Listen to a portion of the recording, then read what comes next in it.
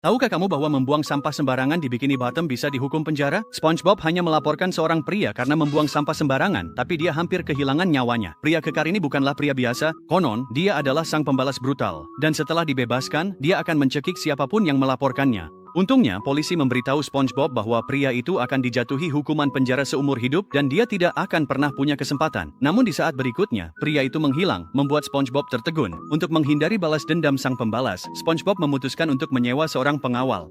Tapi saat SpongeBob menunjukkan foto sang pembalas, semua orang ketakutan. Karena tidak bisa menemukan pengawalnya, SpongeBob takut pulang ke rumah. Lalu seorang pria kekar menawarkan bantuan kepadanya. Pria kekar ini ternyata adalah sang pembalas berjanggut. Melihat SpongeBob tidak mengenalinya, dia berencana untuk mencekiknya. Namun tempat itu terlalu ramai.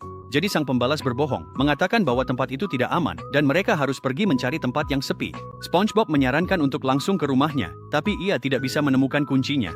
Sang pembalas yang tidak sabar menyarankan untuk masuk lewat jendela. Dia lalu meminta SpongeBob menginjak bahunya. Sepatu berfull spike. Apapun bisa terjadi. Sepatu berfull spike.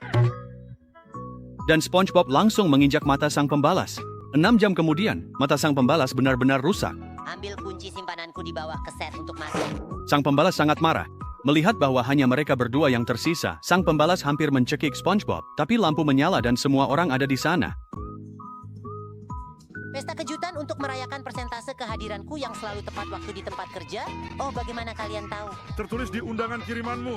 Ayo kita berdansa. Para Avenger tidak punya pilihan selain duduk di samping dan menunggu pesta itu selesai. Sehari kemudian, mereka akhirnya pergi. Sekarang hanya mereka berdua yang tersisa. Para Avenger bisa memulai balas dendam mereka lagi.